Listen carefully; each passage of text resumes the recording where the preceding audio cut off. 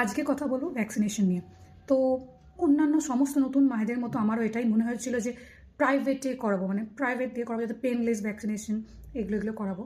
তো আমি একবার হাজব্যান্ডকে বলেছিলাম যখন 1.5 মাসেরটা হয়, যে কি করবো বলো তো, প্রাইভেটে করাবো, বলছে নাকি বাচ্চাদের খুব কষ্ট হয়।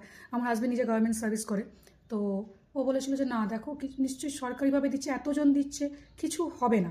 যদি দেখি যে একটা দিয়ে দেখি 1.5 মাসেরটা যদি দেখি সেরকম হয় তখন দেওয়াবো, মানে সেরকম হলে। তো আমি নিজের আমার মেয়ের যে ডক্টর, আমি তাকেও জিজ্ঞেস করেছিলাম, তো উনি বলছিলেন না কোনো অসুবিধা নেই, দিন, তারপর দেখা যাবে কী হবে। তো উনি যেরকম জ্বর এলে উনি সাজেস্ট করেছিলেন যে এরকম জ্বর এলে একটা প্যারাসিটামল উনি যেরকম সাজেস্ট করেছিলেন, আমি সেরকম কিনে রেখেছিলাম আগে থেকে 1.5 মাসের ভ্যাকসিনটার, মানে 2-3 দিন আগে। তো 1.5 মাসের ভ্যাকসিনেশনের পরে যেরকম ওর জ্বর আসে, কিন্তু কান্নাকাটি করেনি, প্রথম দিনটা খুব ঘুমিয়েছে ভালো, হয়তো সেই জন্য নাকি জানি না কীরকম হয়। উনি আর বাচ্চা তো হয়তো ওরা হয়তো বুঝতেও পারে না, বা বুঝতে পারলে হয়তো আমরাও বুঝতে পারিনি। কান্নাকাটি কিন্তু করেনি। আমি বলবো যে অনেকের বাচ্চা হয়তো, মানে আমার সাথে আমার একটি বন্ধুর বাচ্চা হয়, তো সে বলছিল একটু কান্নাকাটি করছিল, কিন্তু এ কাঁদেনি আমার মেয়ে।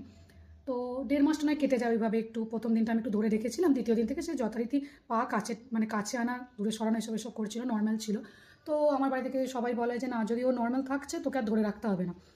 ওখানকার নার্সরাও সাজেস্ট করেছিল যে একটু ধরে রাখবেন বাচ্চাকে, যাতে খুব তাহলে পাটা অতটা লাগবে না। তো সেকেন্ডবারে 2.5 মাসের কিছুই হয়নি। 3.5 মাসেরটা অনেকেই বলেছিল যে খুব ব্যথা হয় বাচ্চাদের, তখন একটু হাত পা ছুটতে শেখে। তো সেই অনুযায়ী আমি 3.5 মাসে যখন ভ্যাকসিনটা করাই, দিয়ে তারপরে আমি না প্রথমটা খুব পাটা ধরে রেখেছিলাম, বিশেষ করে পাগুলো বলে ব্যথা হয় মনে হয়, বাঁ পাটা, হ্যাঁ বাঁ পাটায়। তো সে হয়তো ফুলে যাওয়ার হবে, এটা 1.5 মাসে তো ওর পা কিছু ফোলেনি, যে জায়গাটা ভ্যাকসিন দেওয়া হয়। আর 3.5 মাসেও কিছু এরকম হয়নি। তো যথারীতি ভ্যাকসিন দেওয়ার পরে আমি এনেছি, ওর একটু বিকেলের দিকে করে জ্বর আসে, তো আমি প্যারাসিটামল খাওয়াই। সন্ধ্যে থেকে সে রীতিমতো পা ছুটতে শুরু করে দিয়েছে, মানে আমি ধরে আছি যে মনে হচ্ছে না না হয়তো মেয়েটার পায়ে লাগবে, আমি বলছি না না হয়তো পা নাড়াস না, পা নাড়াস না, কিন্তু সে তার কি, সে না বুঝবে না কিছু, রীতিমতো পা ছোড়াছুড়ি করছে।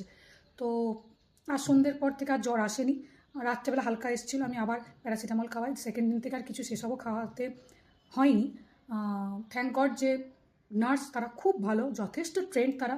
তাই কেউ যদি এটা ভেবে থাকেন যে প্রাইভেটে দিলেই বাচ্চা খুব ভালো থাকবে, হসপিটালে দিলে যে ভীষণ বাচ্চা কান্নাকাটি করবে, সেটা নয়। হয়তো এটা ডিপেন্ড করে বাচ্চাদের উপর, বা যেসব নার্স বা সিস্টার যারা দেয় ভ্যাকসিন তাদের ওপর। আমি বলবো যে দিয়ে দেখুন সরকারিভাবে যেটা হয়, তারপর আপনারা ডিসাইড করবেন যে কী করবেন না করবেন। আমার মেয়ের ক্ষেত্রে কিন্তু কোনো সমস্যা হয়নি, আমি বারবার বলছি যে, তাই গিয়েই আগেই একদম প্রাইভেটে দিতে চলে গেলাম, এটা কিন্তু করার কোনো দরকার পড়ে না।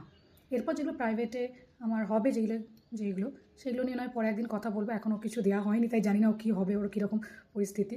তো আপাতত আজকের মতো এইটুকুই, দেখা হচ্ছে পরের ভিডিওতে। Bye bye.